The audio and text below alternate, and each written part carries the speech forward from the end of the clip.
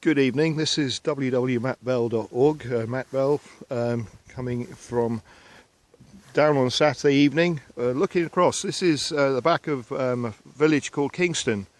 It's about halfway, about a couple of miles outside. Looking over there you can see Corfe Castle, and it comes off the main road towards Swanage. Just come back from visiting a church which is very interesting, and we'll have a picture of it later on. You can see me there, yeah, there, so there you go.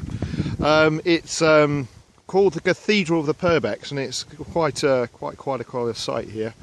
This is looking down, going back towards Corfe in the distance there, and we have some wonderful weather actually at the minute. If you look in the distance, you can see the hills around Corfe Castle, which have great views for Poole Harbour, and behind the trees over here is Swanage going up here. You can see some little woolly friends over there enjoying their little grazing, and that's a private access road, you can't go down.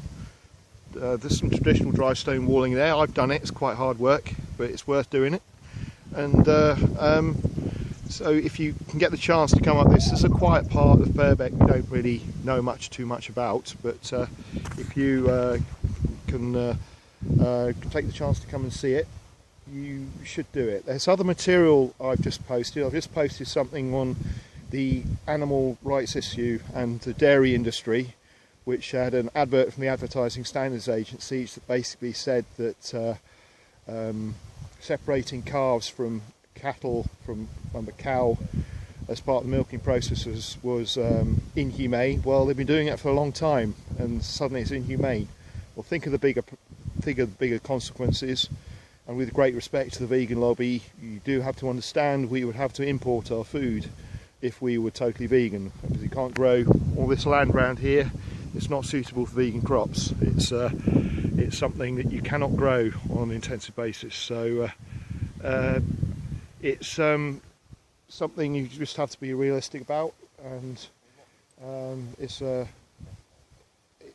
all the people who produce this land are doing it out of their own spare pocket usually. We don't have to pay for it.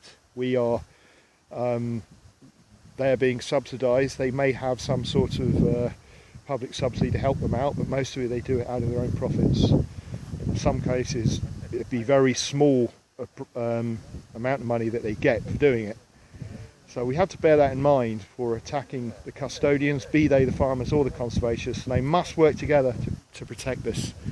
And so if you're enjoying your food, just think of where it came from, particularly it's from this country. As from the 5th of August this year, we are dependent on food imports, and so we're 61%, so that was a week ago. So we're in a period from now for the rest of the year, according to self-sufficiency, we would be dependent on imports. So we must protect our landscape, protect those who provide it. And I just hope, it sounds like I'm being a bit lecturing. I don't mean to be, but we have to be aware of who actually provides the landscape tourism asset in this area, and it is the farmers and their supply chain.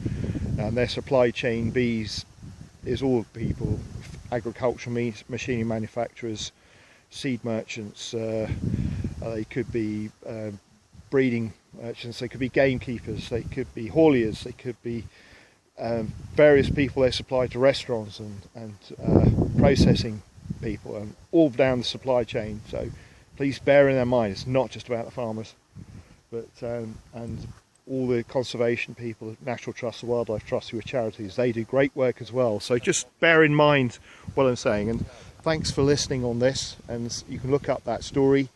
And there are other stories that are there. There's Harry Patch, as I mentioned on a previous video, and there's also another one about CNN about fake news. Fake news is a very controversial subject. We have to bear in mind we're told to report the news, not to become the story. As I said before, please bear that in mind. There'll be more links with the 3 stories I've referred to, including the one on the Advertising Standards Agency and in relation to animal welfare of dairy cattle. So please bear that in mind and take a view of this, and just think of the people who provide this, because if you attack them, then everyone all those people I mentioned, everyone invested in tourism gets affected. So please think before you have your free will to do whatever you want, but please bear this in mind when we're going on campaigns. All right, calling out now. Thanks for your time. Bye for now.